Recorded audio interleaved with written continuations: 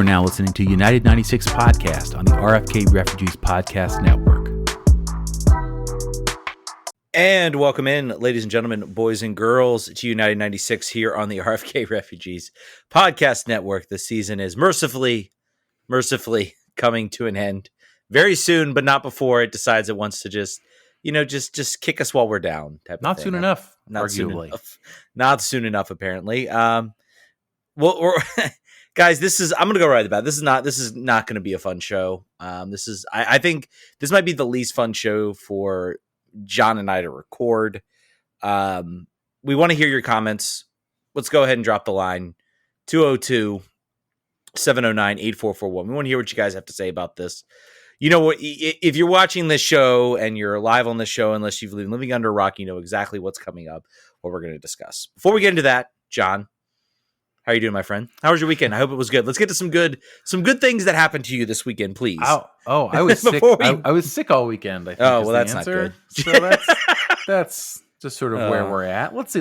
I didn't go to the game because I was sick, so that was cool. And yeah, that's it. What about you, Ted? Did you have a good weekend? I did have a. Oops, sorry. There goes my ESPN. I did have a good weekend. I went to. Well, first of all, the Kickers picked up 4 points on a road trip. So one of my soccer teams is deciding to give me a sense of joy. So they are currently in first place in League One, which is always good to see. And then I had a friend's birthday party. It was also my wife's birthday this weekend. So yeah, it's been that's not bad. It's been a good weekend overall. And then this Sunday did not end well. Let's just say that much. We had a Spirit win. We did have a Spirit win. So that's something.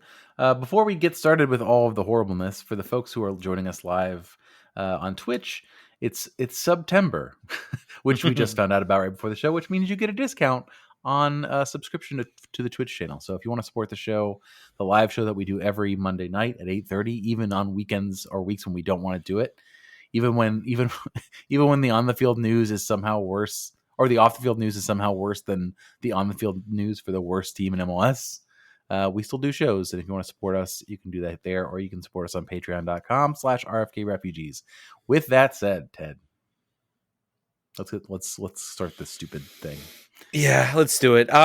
So DC United played a game of soccer, and we're not going to talk much about the game. I think everything pretty much holds true that was true last week. The defense is terrible. This team can't stop stepping on rakes. The last goal from Gonzalo Higuain was just a perfect summation of this whole season. I think Russell Canals got the ball, plays it off. Miguel Berry redirects off. Miami get a quick counter. The ball goes in the back of the net. Yeah, it was just a bad ending to the game that just seemingly got worse. And obviously, I mean, the good things, I guess, were great assist by Chris Durkin. Nice finish by Christian Benteke. Could have had more goals. Could have absolutely had more goals. His footwork leaves a lot to be desired. I'm reserving judgment. Reserving judgment until we get to next season for him. I think I've seen at least some positive upward mobility, let's say. But yeah, as far as the game goes, I mean, it was pretty much your typical 2022 DC United game. They did score some goals, which is good. With a David Ochoa howler, which is a new feature of 2022 in DC United. Yeah, I'm not. Yeah, not the greatest moment from him. I think a lot of fans were starting to step on him a little bit, and I'm like, well, he's been excellent regardless of this. So I think we need to kind of maybe accept that maybe this guy is still human and he's going to make mistakes like all goalkeepers are going to make. And it doesn't excuse the fact that the team still went out and scored 2 goals. So even if you take away his goal, there were still some really bad defensive breakdowns that were not his fault that ended up as goals. Remember, this team doesn't really score goals anymore. So the fact that we scored 2 and still didn't win against Miami is suboptimal. But that was somehow not the most important thing that happened. We had a second half to forget. Yeah. Let's start. I guess we'll go ahead for those who may not be aware. I think everybody somehow let's stop just like pretending everybody. Maybe you don't know, so maybe we'll talk about it. Maybe you're not aware. Maybe you're listening to us to the first time, which in case, welcome. This is not to be the greatest podcast to start with. Check out some of our early work. It's much happier. So there's a incident. I believe it's Damian Lowe is the player for Inter Miami, and Taxi Fountas both jostling for the ball. There's a scuffle. Some words are exchanged, and then Damian Lowe proceeds to run off. On the TV, it was kind of like they showed a replay. Okay, it's a foul. We'll move on. And then suddenly the game just wasn't resuming. The referee was trying to run a very, very odd situation to watch on TV. Referee was trying to run over. He went over to both Wayne Rooney. He went over to the captains. He went over to Wayne Rooney and Phil Neville. And basically, from what we were gathering at the time, it was a serious situation. At that point, you kind of had this like pit in your stomach type of feeling that something's not right here. Something's not. The players are being talked to. You've got DeAndre Yedlin coming over, and basically the referee runs over. He gives sort of end the situation. He gives a yellow card to Damian Lowe, a yellow card to Taxi Fountas, and then Taxi Fountas is immediately subbed off. And that was obviously not a good indication. Something happened, and I think there were people in the stands saying something happened in that exchange. We come, and I think everybody had in their head like this was probably some sort of racial. I didn't have that first assumption, to be honest with you. Really, what did you think? That didn't even. To be honest with you, it did not even cross my mind as a possibility. So naive of me. But, then I started seeing comments responding to Pablo's original tweet. I was just like, did they do a mistake with the substitution again? Did they do an ineligible substitution, which would not be the first time? What else could it have been? But this really, I'll be honest, it wasn't what I thought at first. And then once that possibility was broached, I was like, oh man, it's definitely that. That's yeah. Great. Wonderful. Yeah. And so you're hoping it's something. I don't know. I don't know what I'm hoping at that point. Honestly, I had a bad feeling, and then it was confirmed at the post game by Phil Neville. Wayne Rooney did not want to comment on it. He was asked about it. Did not want to comment on it. So there was a complaint made by a player. Probably can't. Probably can't. I think. Yeah. Probably pending investigation. Phil Neville, confirmed it was something racial was said to Damian Lowe. Yedlin gave a little bit more, and I think I've seen some comments from some people. I think Yedlin's comments are being taken a little bit out of context, because if you watch the situation, it's very clear that Benteke is way closer to the whole situation than he is. So I don't think it's possible for Yedlin to actually hear it. I think Yedlin is recounting the story of what Damian Lowe said to him, which was, here's what happened. I'm a Mabika, apparently, who is the quote is that he is the most mild-mannered guy on the team, and if he reacted strongly, something was up. So Yedlin did not hear it firsthand. He heard it secondhand, almost thirdhand, from a player who had overheard it being told to Lowe. So it is very much a game of the worst type of telephone that you could possibly have. But that's where we're at. That's the current standard. So it was that Lowe walked away after the tussle, after the little bit exchange of hands. Yedlin says the word was said as Lowe was walking away. Mabika heard it, reacted strongly, told the other players what was going on. I assume then told DC United players, like, check your boy over here. This is what he just said. That's what you see Benteke talking to Lowe. You see the referee talking to the captains, which is when he's telling them this is what's going on. So chaos really devolved very quickly. And, I think, to your point, I think what was said was like, we're not going to play if he doesn't leave the field. Mm-hmm. And Phil's like, my guys are going to leave. And Wayne's like, well, we'll just sub him off. He didn't. Now, like someone was saying that was the bare minimum of what he could do. Not true. The bare minimum would have been, I'm staying on, your players can leave, we'll take the forfeit victory. So that's the bare minimum. So I think Wayne did all the things that he could do right there, I think, possibly. And I don't begrudge him for not making a declarative statement, in the locker room, because what are you going to say at that point? So we find ourselves now plus 24 hours, I think, maybe about almost exactly. Yeah. In a position where there's an investigation underway or pending, probably underway at this point. There was a statement by the player, by Taxi Fountas. There's a statement by the team. They're pretty anodyne, basically. I don't have it in front of me here, but it was basically like, we understand that there's an investigation underway, and we will participate in it. Basically, Yeah. we will comply with the investigation. I want to find the Taxi Fountas quote too. I'll do that now. Yeah. Go ahead and bring that up, because I think this is worth breaking down. And I guess the most surprising part about this is I don't want to say surprising part about this. I'm not saying that. I'm not saying at all that because Taxi can barely speak English, which has been widely reported amongst everybody, that he does not speak English fluently.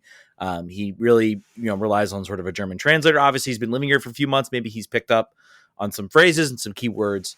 Not excuse. I mean, I don't think you can use that at all as an excuse, and I'm not using it as an excuse. But it was honestly, considering the fact that he doesn't speak English, a lot of people have speculated, maybe he said something in German or Greek or whatever. I think he speaks some other languages as well. Maybe he said something in one of those languages that sounded like that word. And I am not at all saying that Damian Lowe misheard. I believe Damian Lowe. I believe that he heard what he heard. I believe that he deserves. I hope this investigation yields some sort of conclusiveness. I'm honestly, the pessimist in me says nothing conclusive is going to come from this. There's precedent in MLS, right? For nothing happening. Unfortunately. Now, there were camera angles. I will say the one thing that gives me hope is that I think there was one camera angle where you can clearly see, Fountas's mouth. So maybe you can pick up something there. There's a way to lip read, so to speak, and maybe you can say something conclusively as to whether he said what he said. Obviously, the most telling thing from this is that he has not said, well, here's what I said. Yeah, that's the biggest thing. Here's the quote. I did not use the word I'm being accused of using. That despicable racial slur is one I denounce and did not use. We had a hot discussion on the field, but I have not racially abused anyone. I firmly reject racism in any form. It is despicable. I have many friends from many cultures. I always respect the culture, religion, and skin color of each person. I am therefore very upset by this accusation and saddened to be falsely accused. Okay, let's pick this apart. He did not say what he did say. He said we had a heated discussion, hot discussion on the field. Yeah. There's a couple phrases here that tell me that this is not a English as a native language speaker here, which I think is a very bad idea considering the stakes.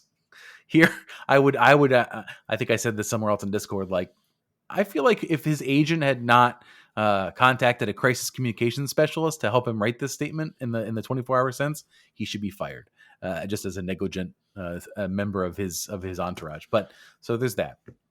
He said, I did not use the word I am accused of using. I did not use it.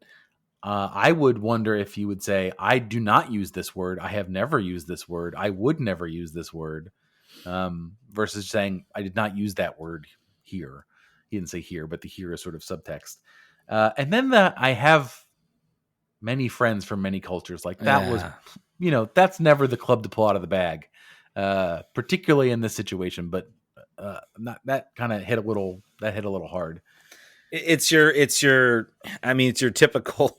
It's a typical comment from somebody who actually did say that word. They say that stuff. They do. It's a running joke at this point when people say those types of things. So yes, all I wanted to hear was, "This is what I said," and I understand that it could have been misinterpreted, or it's this word that sounds like this. That's like the only fig leaf here.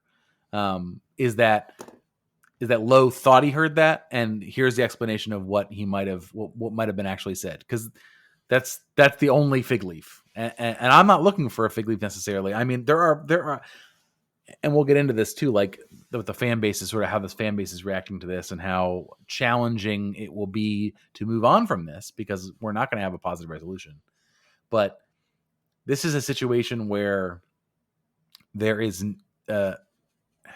it's one of those, in the best case scenario, it's a misunderstanding. And that is like the one variable where you can find your way forward in this. Yeah. But all the other variables you can't. All the other,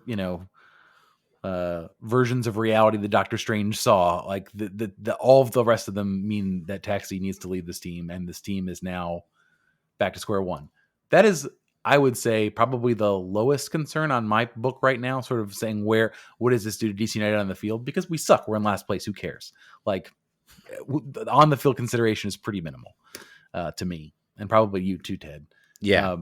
But let's talk about sort of what the reaction has been, sort of what you've observed. I mean, the reaction's been, what I have expected.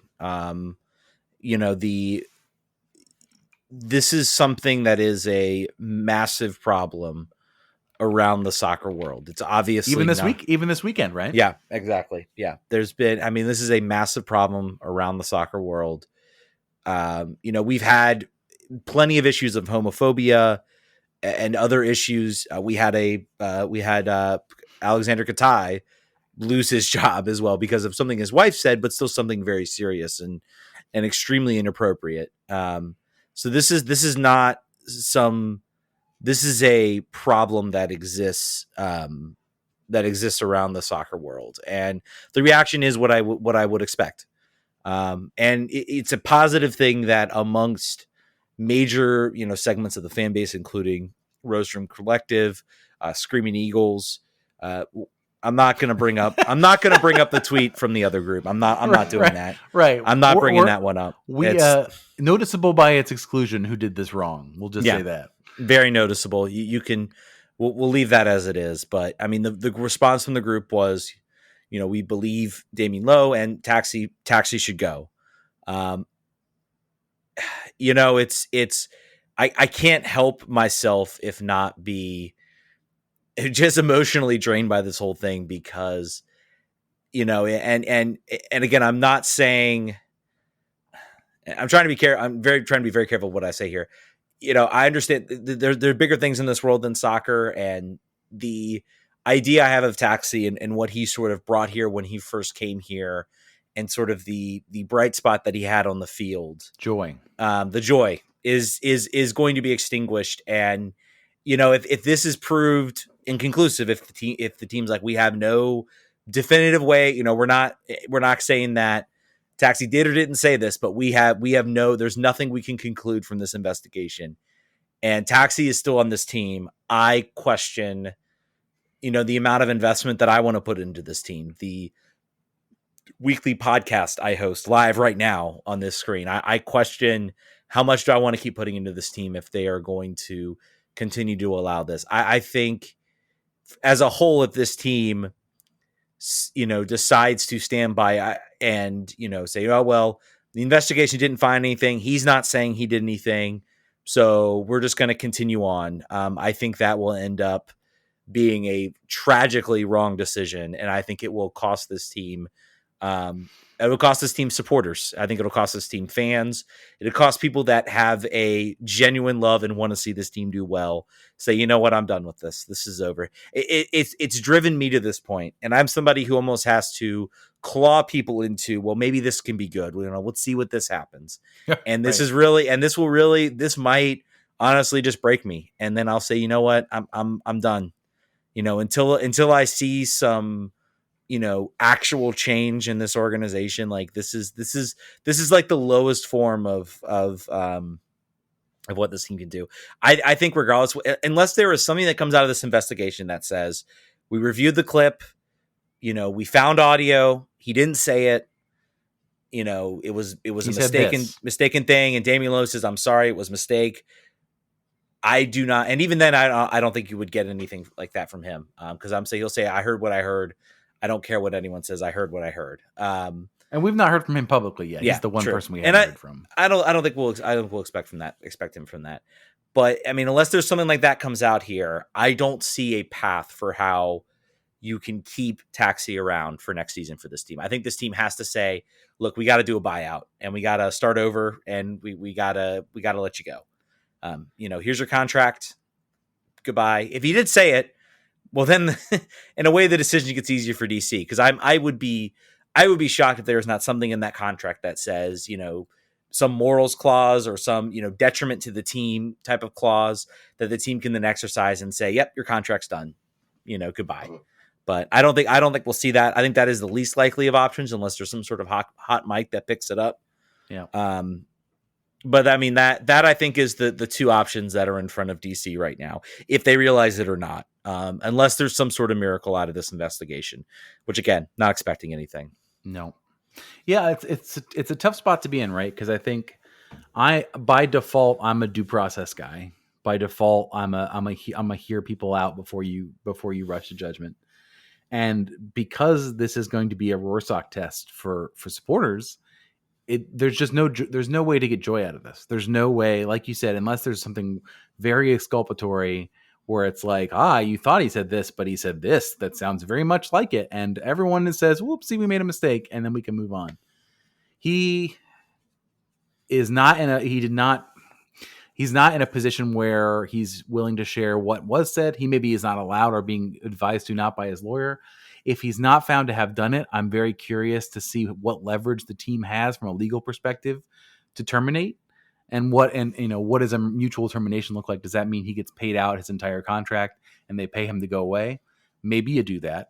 I also wonder if, from his perspective, if he's not forced out, does leaving because of this thing sort of like end his career otherwise? Like if he's able to stick around and stays for 3 more years and plays well, like we have unfortunate, again, precedents that says like some people will move on from this. Some people will give him a second. So like, it's just that has happened before. Mm-hmm. So I'm just very curious to see from his perspective, like what is this finding show? What did he say that he said? What did Lowe say that he heard?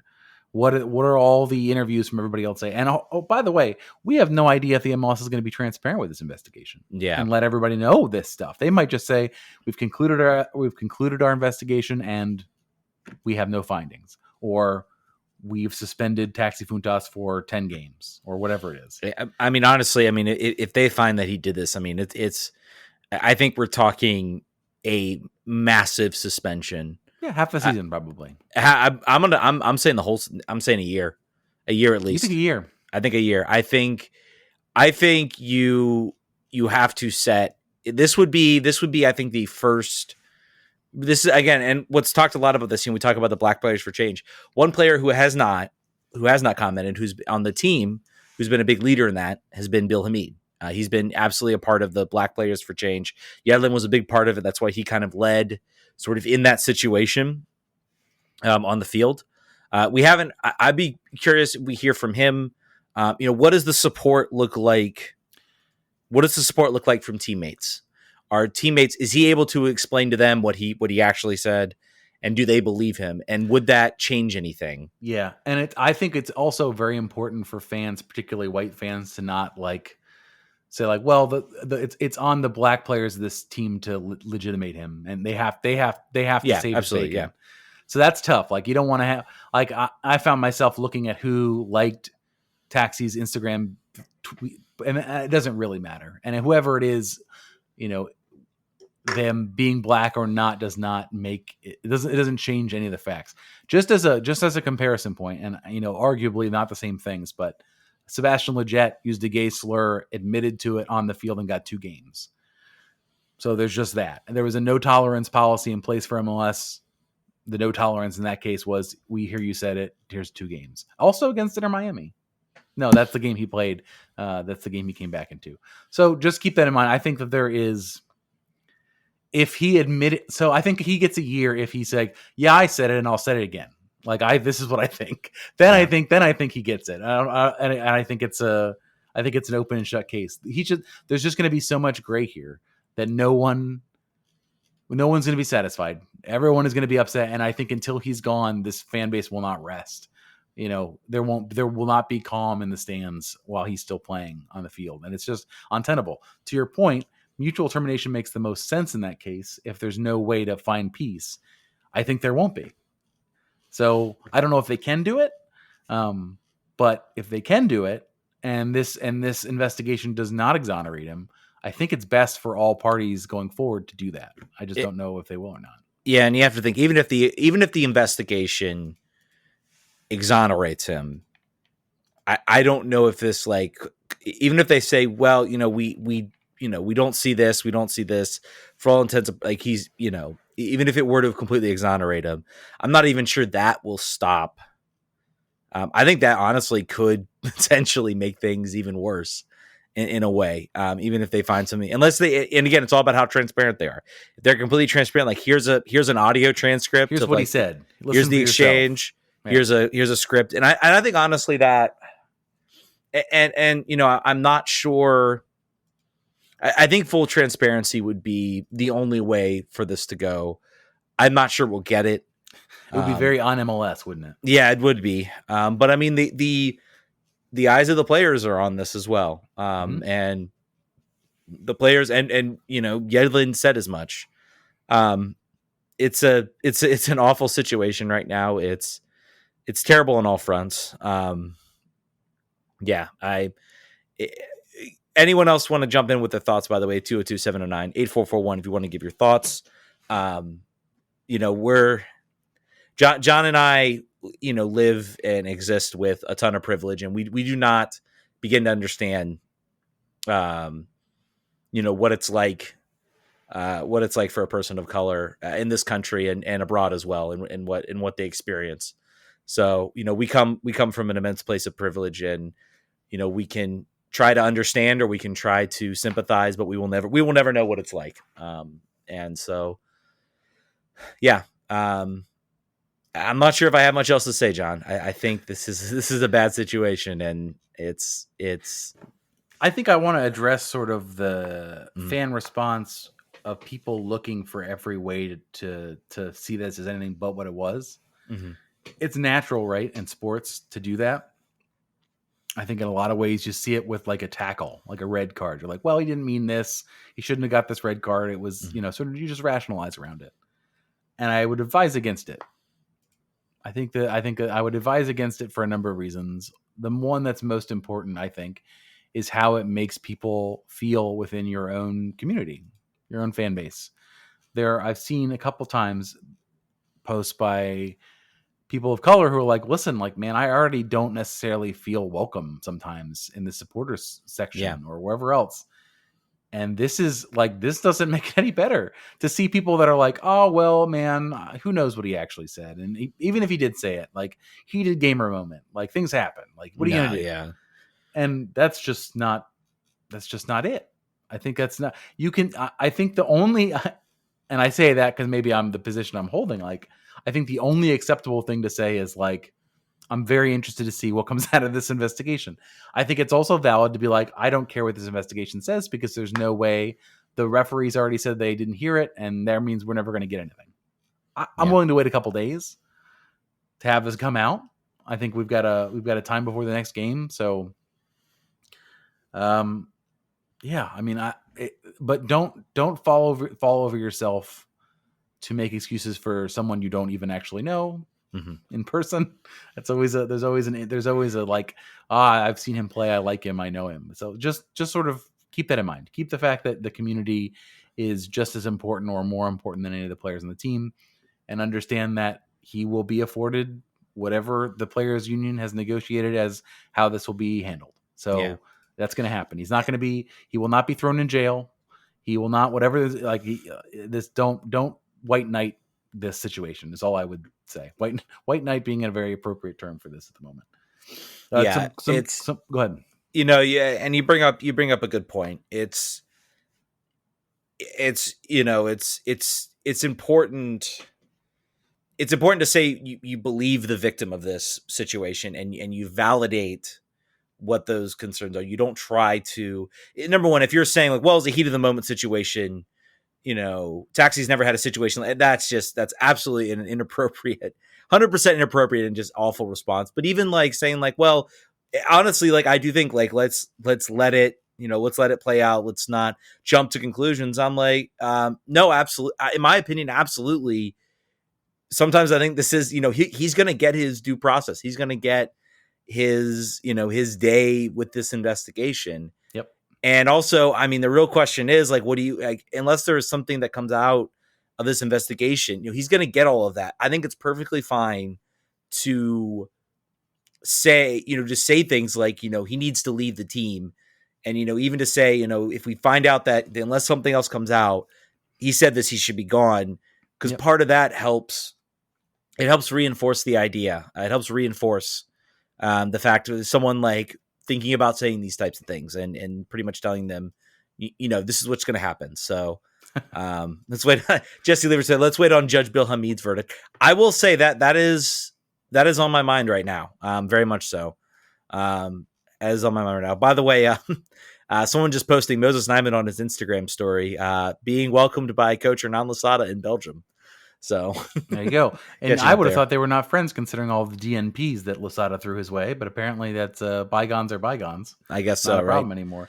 But Bill Hamid, by the way, the one thing that's still sort of somewhat quasi sport related, Bill Hamid's last game with DC United, most likely, 100% chance will be last game. The Cincinnati game at home, it remains to be seen if he's able to get on the field. Wayne Rooney last week, when asked about it, said, yeah, we'd love to do that. It will require him to actually train and put together some hard work to get on the field. I hope that he'll do that. I was thinking, we were talking today about sort of TIFO moments that we remember. And the one that I remembered was the Heart of the Lion, Ben Olsen one on his, where he was basically like doing his best, his 9,000 ankle surgeries to play, get on the field one more time. And he got to do that against the Galaxy, if I remember correctly. Mm-hmm. And I hope Bill, I understand that Bill's got very hard feelings. There's a lot of stuff I don't think we're going to hear about until he's gone, about how this season has gone. He's having his first kid. He is taking his time with that, and that's fine. It's as is his right.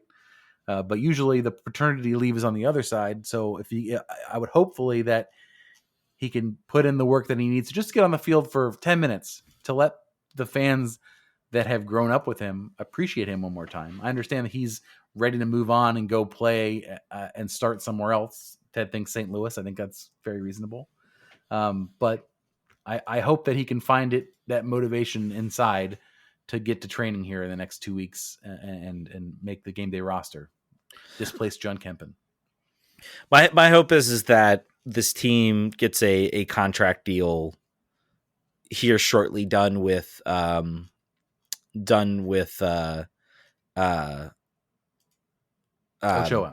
Thank you. I don't know why I lost that name.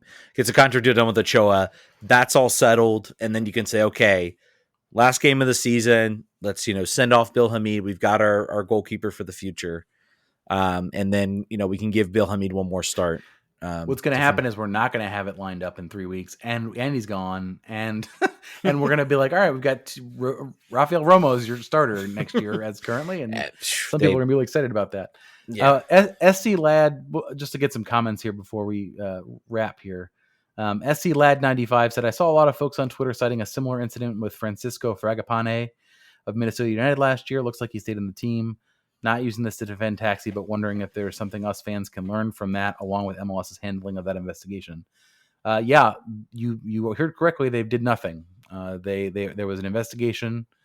There was not a finding of guilt, and they did nothing. And yeah, I mean, what can you learn from that? I think you can learn that there are people that are very doubtful of MLS's ability to prosecute this in a way that is satisfactory to anyone.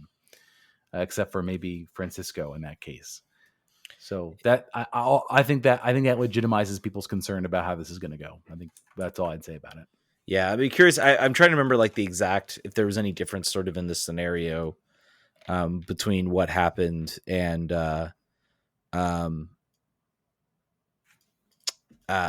what happened, if that was during a game, if it was during, a moment. I think there, I don't know. Who knows? There were a lot of cameras. I think, like I said, I think there's a good camera angle when Lowe is running away. So maybe there's something they can glean from this. That they can glean from this that would be conclusive as to whether he did it or not. That's really all. I mean, that's really all we can hope for at this point. And we'll see what happens with the investigation. Yeah, I was about to say, what's your guesstimate, but we won't do that. I was going to say, I think I said before, I think we now have 2 DP slots that we have to look at in the off season, and that is potentially true, but we'll see soon enough. There's no real reason to project on that. Yeah, we're probably going to wrap. I mean, the game happened, and there's more games to play, but it feels entirely inconsequential. It seems like from a fan base, we might have suffered enough already. Yeah. But it is not the case. There is more wandering in the desert for us. Also, I believe there was reports of supporters group people throwing stuff on the field, including a drumstick. I heard something about I think there was one of the Miami video guys was egging fans on. I think that came from the AMT over on Twitter. Still, that doesn't really matter. Yeah. You still can't throw stuff. No, it doesn't. But it also, yeah, I think it does speak to a little bit to, why is a guy who does video for the team? Yeah, he should get in trouble. He should get a slap on the wrist, maybe a little bit for doing that, and doesn't excuse fans for throwing things. This is like a constant thing with this fan base, and it has to stop. I don't know what the solution is right now. I think right now there is not a really strong structure in the supporters section right now, and that's me speaking honestly. Yep. The leadership that existed there is no longer there. That can kind of sort of, self-police these things. And who knows? I don't know what the solution is to that either. So it's just so stop, knock it off. Exactly. There's no there. I'm trying to think if I want to make my analogy that I made in the Discord publicly on the show. I think I will. The first thing that comes to your mind is the calm down, Greg, it's just soccer gif for sort of like the hooliganism aspects of the supporter group culture at DC United, everywhere in MLS. But, we're talking about DC United because that's our area. I think I said being an MLS super fan that gets mad enough to the level of hooliganism is like being a really angry Disney adult, in that there's a disproportionate level of passion for something that is entirely corporate. And not an individual thing with tradition. So it's a bit, just basically calm down. Like it's a single entity structure. It's 26 years old. It's not worth slashing someone's tires about. It's not worth throwing something at somebody. It's not like it should be fun. It should be like a release of tension in a positive way, but it's just not worth anything else. It's not, it just makes me sad, really, is what it does. We have a show about it. So we are in that group. We are disproportionately invested in a thing that we should not be so invested in. However, we don't throw anything. We just waste hundreds and hundreds of our own personal hours doing this show of a team that is perpetually bad or in last place and has racism scandals now. So that's where we're at. Yeah. So let's wrap this thing, man. Yeah, let's burn this week. Let's wrap this thing, guys. Thank you all so much for listening. Thank you guys so much for your support. All I will say is that it gets better. If you're feeling down about this team, I mean, really, honestly, at this point, I think it can only go up from here. I don't know. Maybe there's another bottom. No, this does. Ted, I do think this feels extremely bottom. I feel like this. Like it does. Yeah, I will say this has been the toughest show I've had to prepare for, but I still want to get on it, and it's very cathartic still to talk to you, John, and talk to you all about the team. So, yep, guys, this is going to be. I don't know if we'll be back next week because I think it's the international break. I think we've deserved a little bit of a break. Maybe if there's something major from the investigation, we will. Yeah, I'm going to be on an airplane, so we'll just say no show. No show next week. No show next week. Thank you guys so much for listening. We will catch you guys next week. Vamos.